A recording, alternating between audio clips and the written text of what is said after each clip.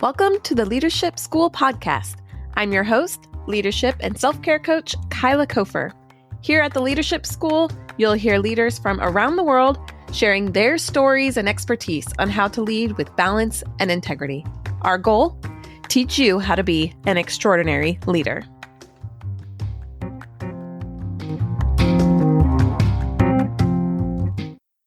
Welcome back, leaders. I'm really honored to speak today with Jean-Luc Boissonneault. He has a really impressive story. If you've never heard of him before, I'm so excited to introduce him to you. He went from living in the worst apartment in his city when he was 20 years old to just 10 years later, at the age of 30, becoming a millionaire.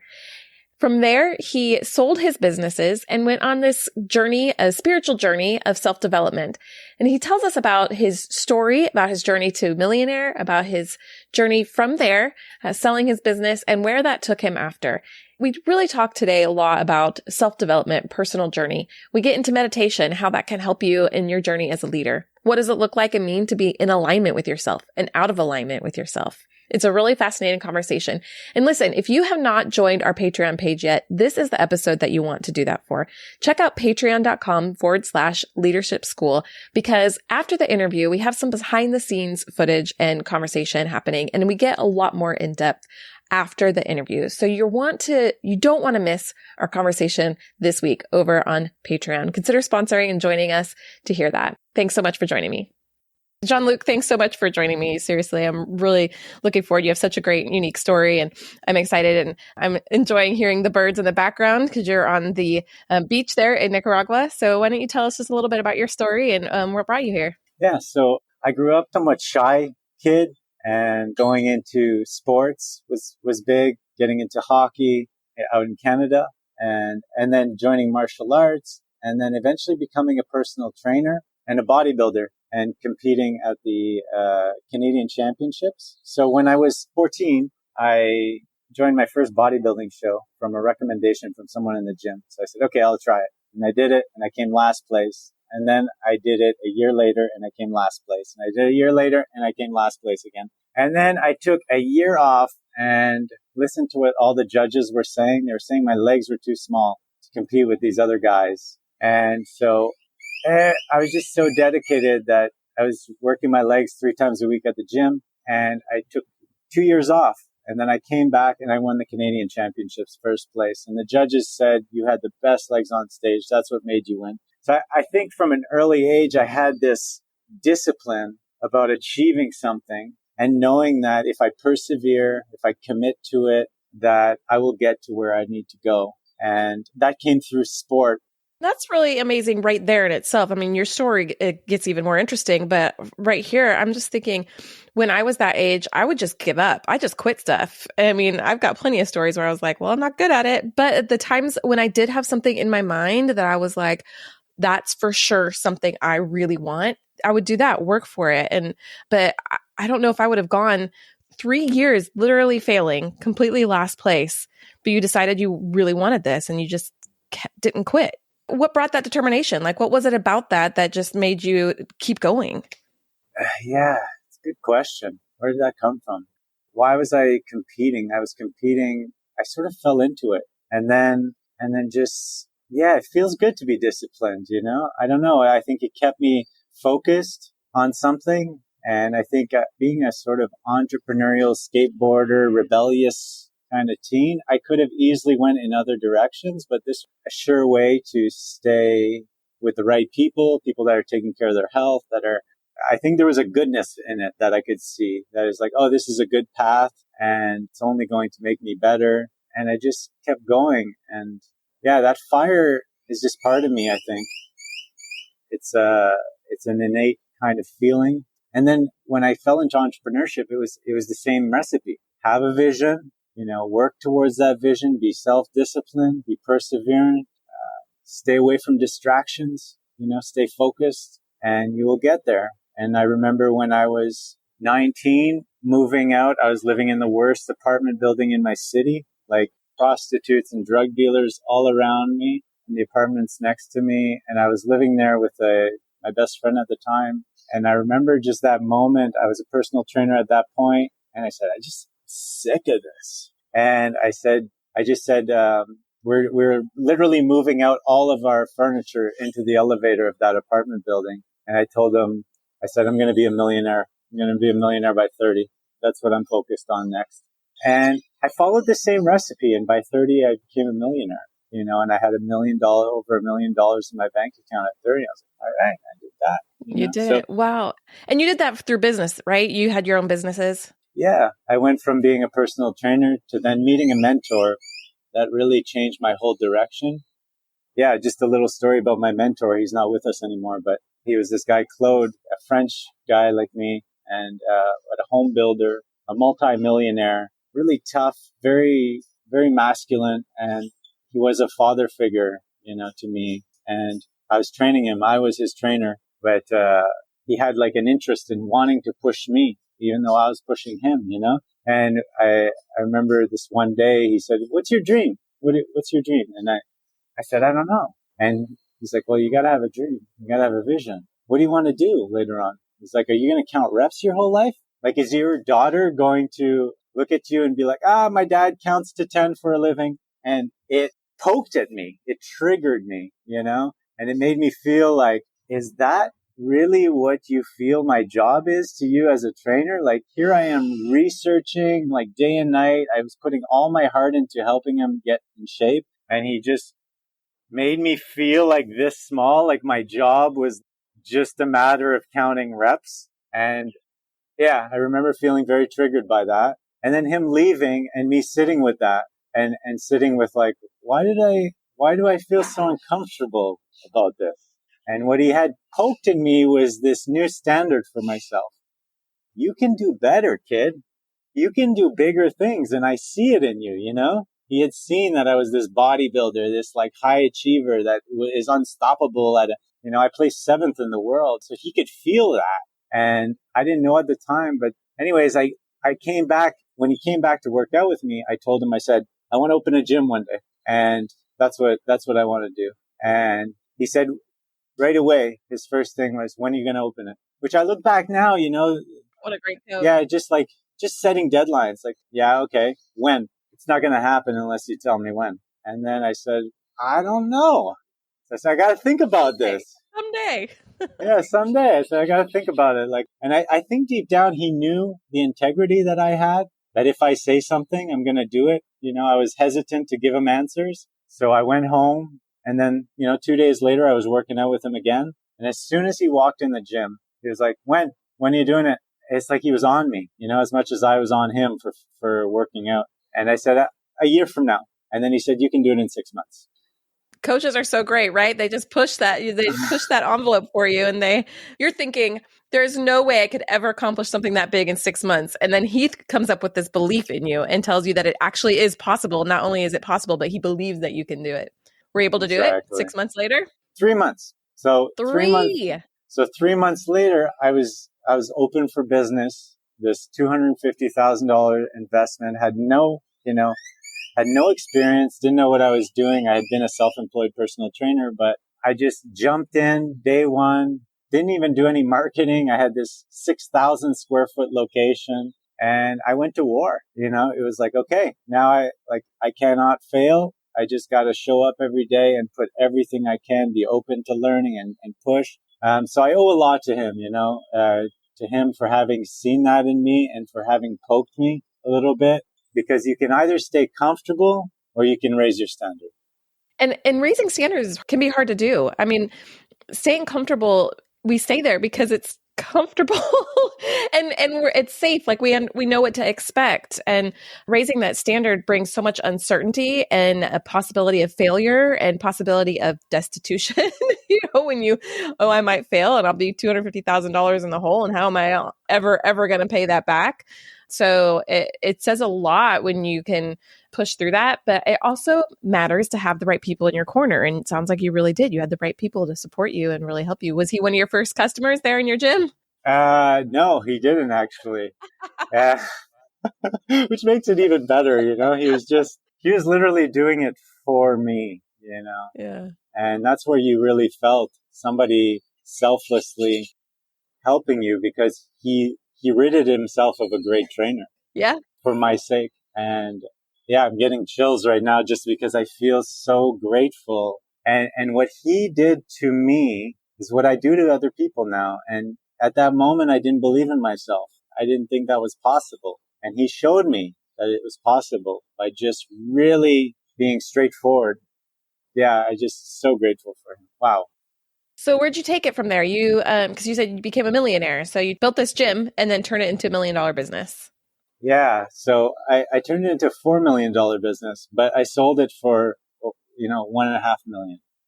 I just got to work, I just got to work and I didn't know anything like most starting entrepreneurs, business owners, and just, I jumped to the books, what are the books? I became a really avid reader of, I've calculated now that I've read over 3,000 business books because I was that obsessed with reading and knowing how to succeed. And I was reading 3 books a week, one on audio, one in person, like a physical copy, and one as a Kindle kind of book, like a digital book. So you really were pulling that support from other mentors that maybe you didn't meet them in person, but 3,000 other people who are influencing you here.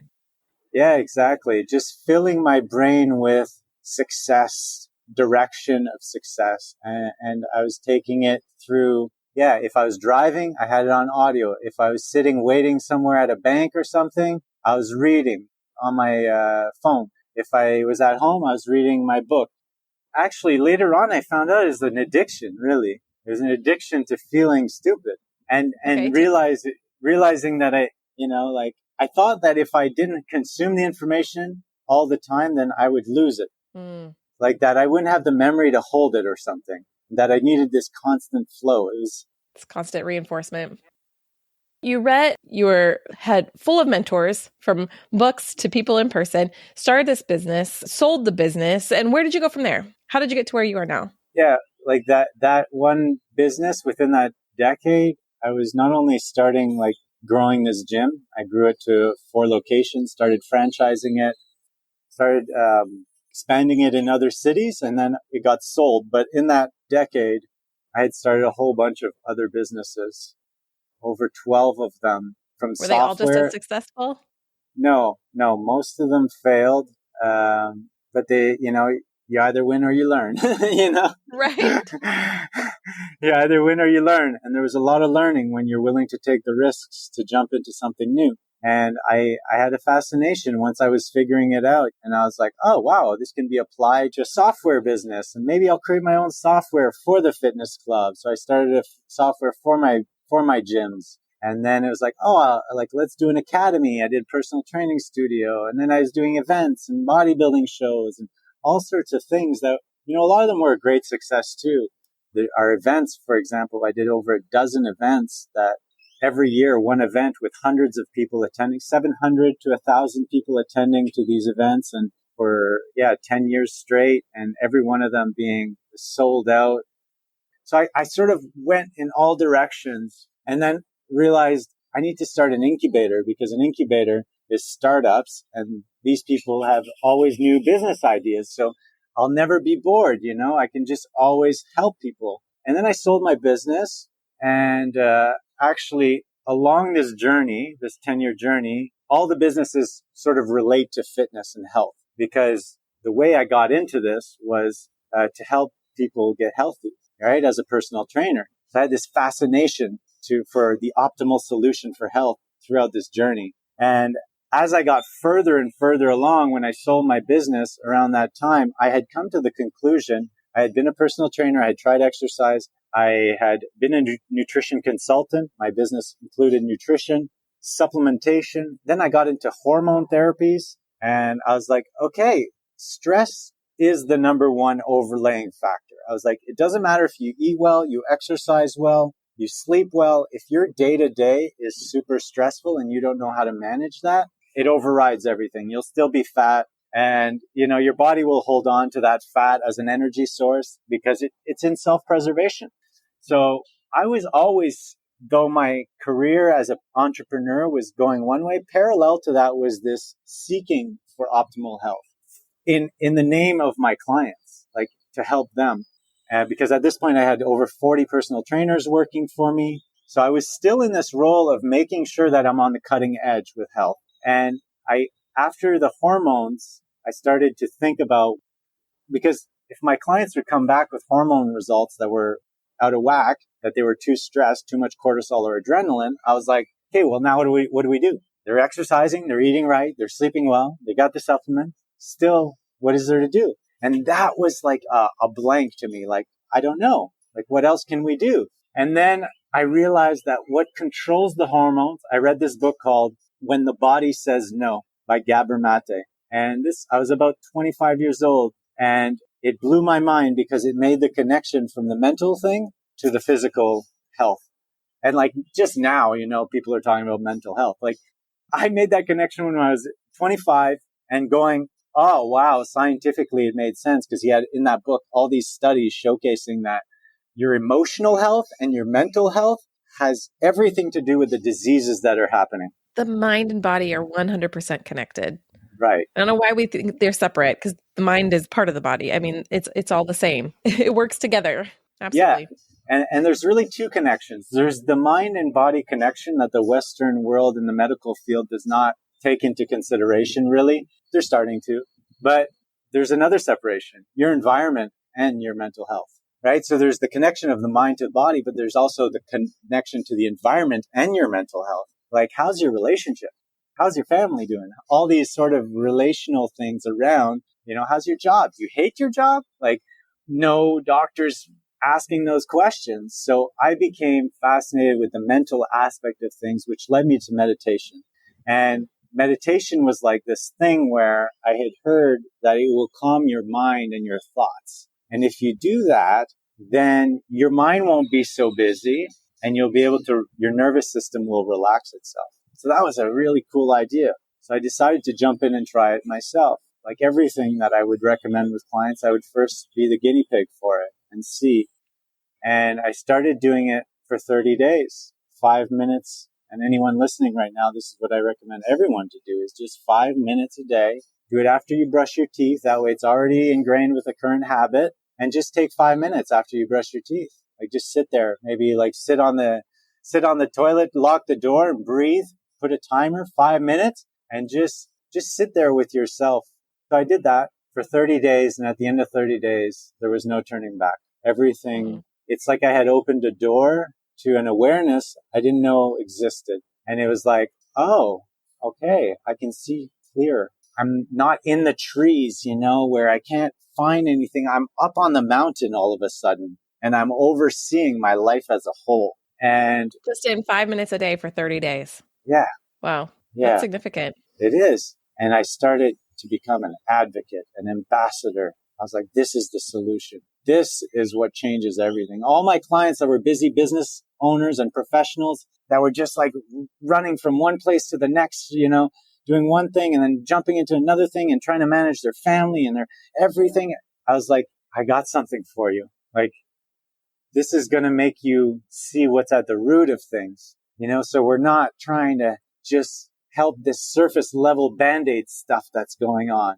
We're actually going to go deeper. So did you start offering that to your gym clients? No, I was just telling them 5 minutes a day.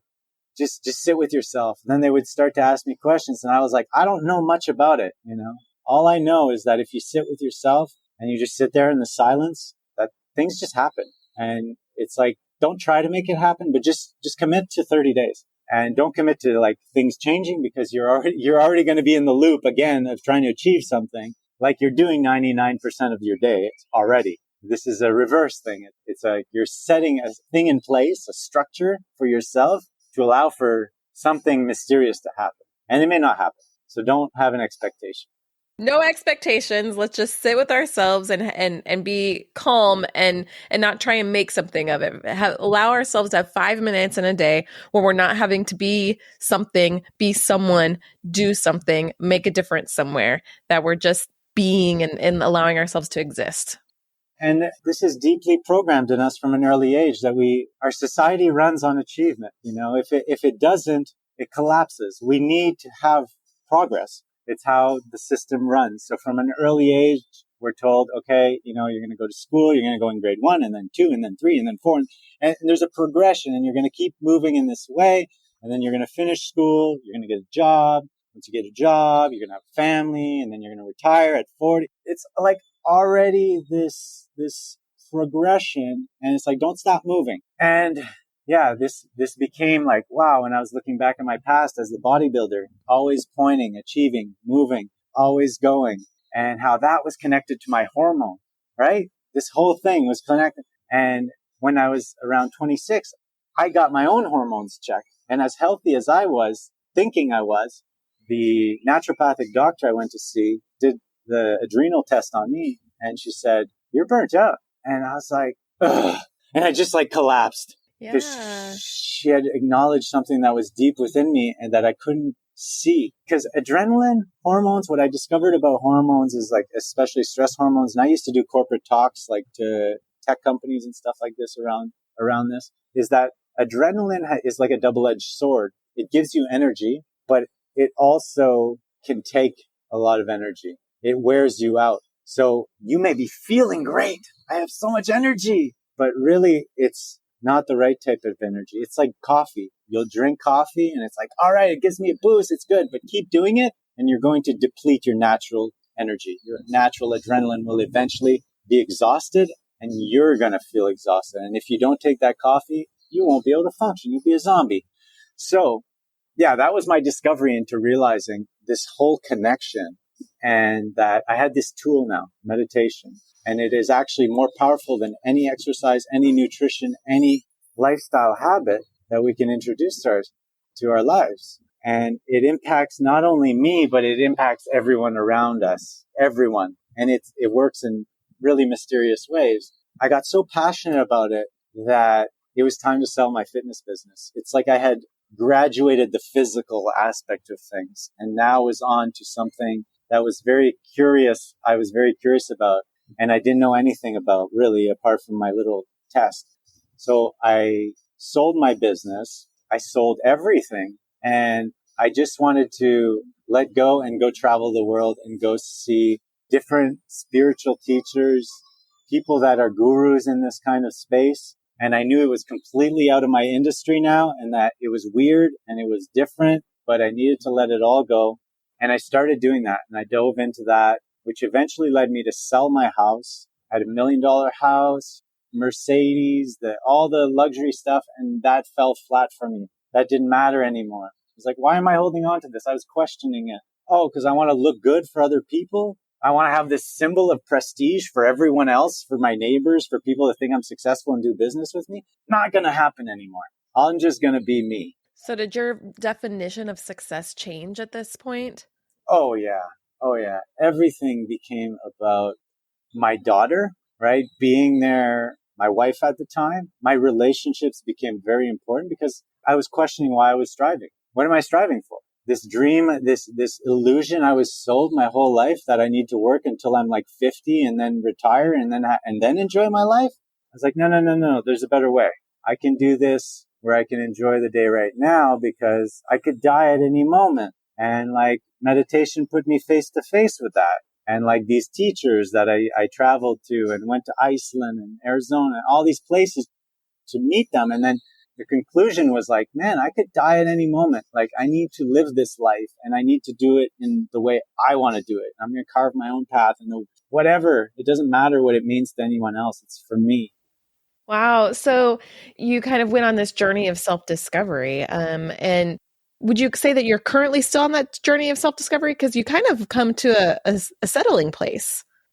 You know, I have this tattoo. It's a Zen on my hand. It's full circle, you know, it's showing that it's like the Wizard of Oz, you know, you've had the shoes on the whole time. And it was really this return home to the ambitious self that I am. But now I want to say an awareness of knowing what you value and what you want and making sure you're not caught up in this. I think it's Socrates. He had an example of a horse carriage, you know, being pulled by the horse carriage and not having control and just sort of being almost similar to like how it's really hard to have control over our social media and and the internet. It's like it's meant to captivate you. Every business on there is meant to suck you in, hold your attention as long as they can. So you got to be aware of that. You can't get pulled by it, you know? So it was this awareness that, okay, Achievement is similar. It's like a game. Business is similar. It's a big game, and it's fun. It's like we can keep going down that route in a way that all of a sudden we've sacrificed everything we cared for at the same time. So to me, success now is more about touching the things that you value, aligning your time with the things you value. That don't tell me you value your family, more than anything, yet you spend 5% of your day with them. That's out of whack, because everything you do in a day, every habit is massively important. Not like, oh, okay, yeah, I missed this. No, every little thing we do in our day intentionally is either in alignment or out of alignment. Tell me more about being in alignment and out of alignment. So being in alignment with who you are, or out of alignment with who you are, and like what your goals and your hopes and your dreams are, and like your purpose is. Is that kind of what you're meaning? No. To me, what it means is the connection to my body. Okay. And so this is a 9-year spiritual journey, right? Of letting go of everything, money, everything. I lived in a tent for 3 months, seeing, just a complete shift. And what it brought me to was that I've been conditioned to only prize my mind from a very early age, that the goal was to be smart and to pass tests and to have a high IQ. And if I do that, I'm going to get a job and I'm going to get hired. I'm going to, it was always based on my mind. Like in our society as a whole, we prize the mind. We don't really prize the body. We don't really talk about it. And what meditation does is you get out of these thoughts eventually over time. And what happens when there is no thoughts anymore? Well, then you're present to just what is. And then what you start to notice is that your body has sensations going on, telling you stuff all the time. And just the same way that, you get an urge like, I have to go to the bathroom right now. So you're listening to your body and you're going to do that. Or I'm kind of hungry right now and I'm going to do that. So what it showed me is that, wow, there's some wisdom in this body of mine that's telling me my yes and my no. And it comes down to this simple fact. I'm thinking of the song Cat Stevens, if you want to say yes, say yes. And if you want to say no, say no. And Awesome. It really comes to that simplicity. What's a yes and what's a no? The problem is when we're in our heads is that we make this judgment call based on what other people are going to think about us.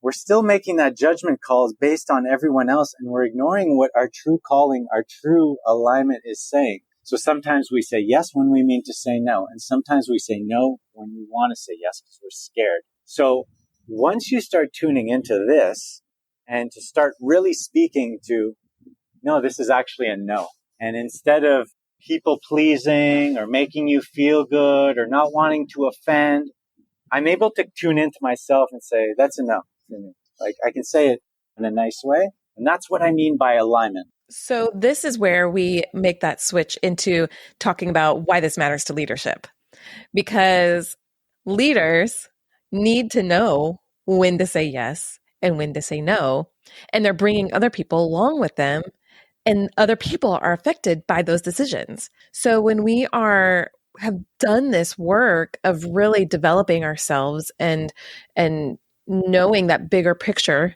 of our lives and being more alignment with who we are, we understand exactly when we want to say yes, when we say no to things, and it makes our decision making pretty simple.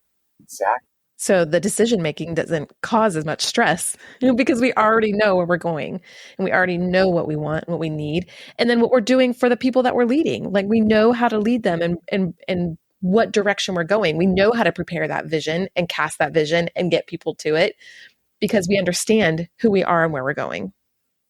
So if people want to get more involved in meditation, you recommend they start with 5 minutes a day for 30 days. Where would they go from there? That's it. After that, it's a mystery. Okay. Will you keep going? Will you start to get into guided meditation apps? Maybe there's many different paths you can take after that. Maybe you'll meet a teacher. Maybe you'll start getting interested in other stuff. It may open a door, but it's a mystery after that. It's your own journey. It's your own journey, and we all have our own. Wow. So Jean-Luc, what are you doing these days? You've been on this 9-year journey, spiritual path after having these businesses that have been successful, some not so successful, really got into meditation. And you did a lot of meditations with like corporate. You said you were bringing all these trainings to other organizations and bringing this to other people. Where has it led you to today? Yeah, well, I started this company called The Peace Room, which was a meditation studio in the city of Ottawa in Canada. And then I started corporate and for the Canadian government, doing meditations for all the government. For me personally, every moment has become a meditation, right? And I think, the paradox of it is that you need to start to get going, but then eventually you need to let it go. Yeah, so eventually every moment, so we call it meditation a practice, meditation practice. And it is. It's a practice for what? It's a practice for life. It's a practice for living in the moment and for having the awareness of your body, of the room, of energies of other people. So you can imagine how much this helps in so many ways, especially in the corporate world, how we do meetings. A lot of times we do meetings together in a boardroom and we're talking over each other, we're talking to be heard, not to actually contribute.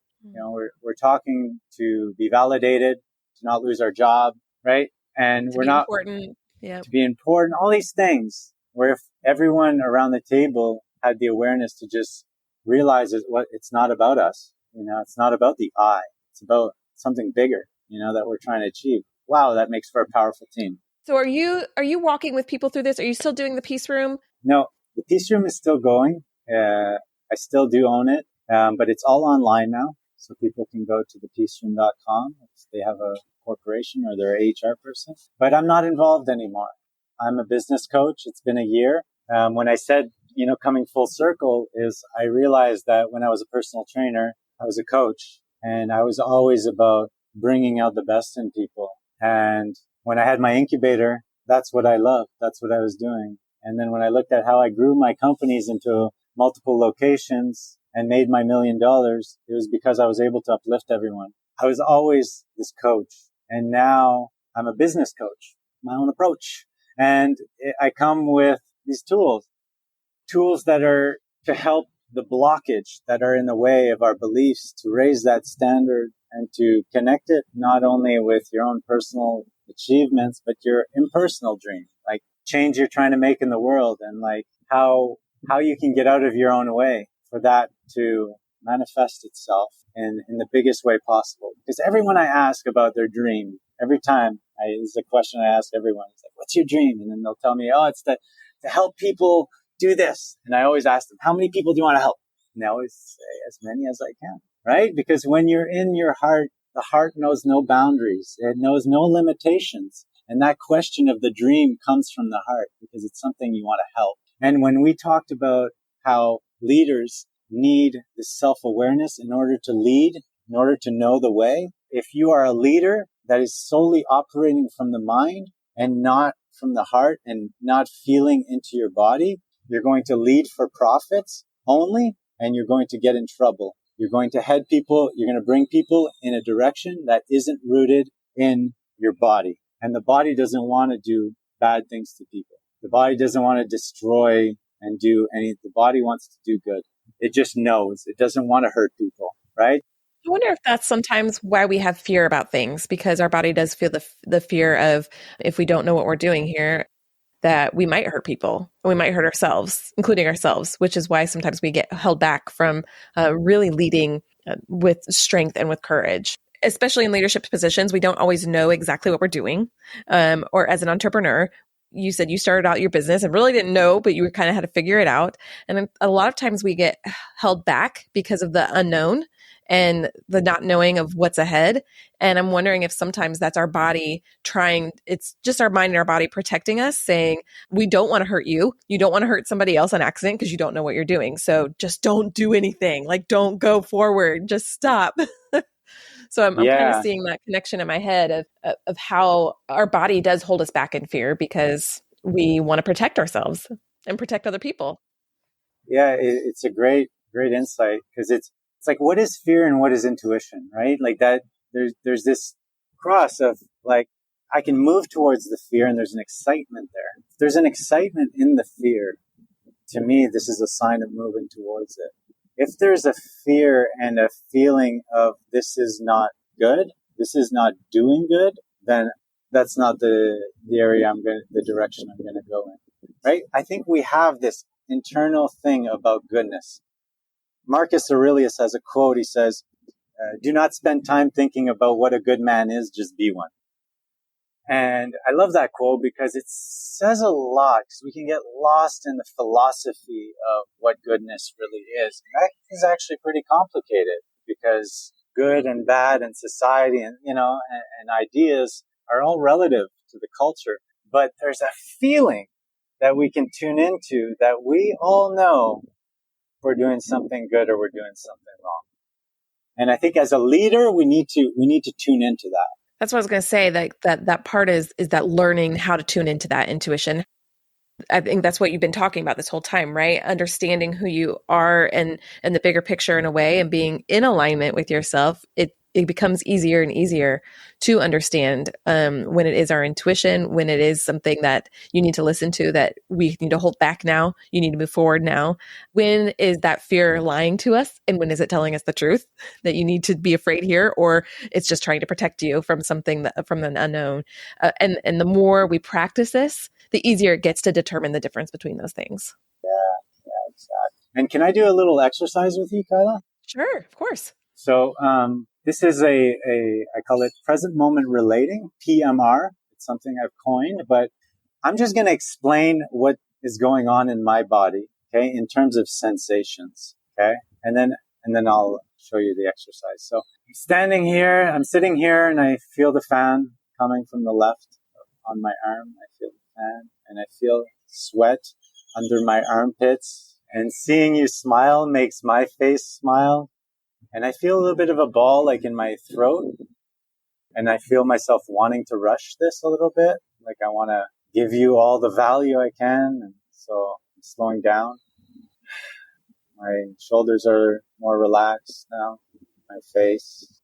So this exercise is over for me. Now, what I just did there is just tuning in to the senses that are going on around me, right? And what I can feel inside. So, can you share with me what's going on in the senses that you have right now sitting where you are?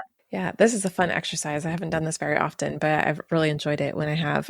So for me right now, I'm just noticing the chair that I'm sitting in, like the feel of the fabric on I'm sitting in shorts, so I can feel it on my legs. It's a little bit cool, and I'm in my basement, so I feel the cool air. I'm feeling the tension in my back and my shoulders from sitting here for the last 40 minutes talking. So I'm feeling that. And a little bit of tension in my neck as well, as I'm trying to really make sure that I'm asking good questions and following along and really paying attention, because I want to be here and hear what you're saying and just ask good questions. I want to give our audience and our listeners a good listening experience, and I want them to have something to take away with. So I'm kind of thinking through all of those. I feel like my mind is very full right now, trying to process, listen, intake, and process all at the same time. Sharing that. And I'm sure those who are listening right now, as she was explaining it, what was going on in her body, you can't help but sort of self-check in, right? When you said your back, I thought about my back too. And then I oh yeah, okay, my back's like, maybe I'll move. And this is an exercise that you can do with your partner, with your children. It's like, wow, what a gift you're giving them, because what you're giving them is an opening, a doorway to start to tune in to the sensations they feel. And when you do that, they have their inner guidance. I've definitely calmed down and relaxed more just in the last 5 minutes of the conversation. Because when you specifically said you felt your shoulders relaxing, I relaxed my shoulders, just like you said. You definitely can feel that energy from somebody else, and it affects you throughout your day. It affects this moment. And it's really nice to be able to be intentional about being aware and paying attention to who we are, and it carries us through the rest of the day. Like, I will feel calmer and more relaxed throughout the rest of the day, having had just 30 seconds where we paid attention to it. Yeah. And then those times in the day where you do catch yourself, right? The frontal cortex has this part of it that is different than under other animals. It has the ability to check itself.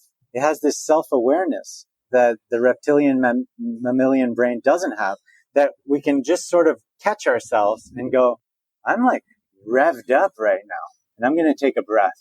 Oh. And when I do that, it's like, okay, I'm now calibrating my stress level, right? I'm in tune with it now. When like I said, when I was burnt out, I wasn't in tune with it. So I didn't have any reference point. I didn't know how to navigate. So it was all full force ahead with my thoughts. And now I can go, oh, wow. You're also maintaining power and control over yourself a little bit. When we can understand what we're going through and what we're experiencing in a moment and take kind of charge of that, we're taking leadership of ourselves in our own life and our own experiences in that moment. Because when you're not, you're allowing the stress to own you. You're allowing the world around you to own you. You're allowing all of that stuff to have a say in your life. But when you allow yourself those pauses, the reconnection with who you are and who you want to be, even just in small moments, you are telling yourself and the world around you that I own my life and I own my choices and my decisions going forward.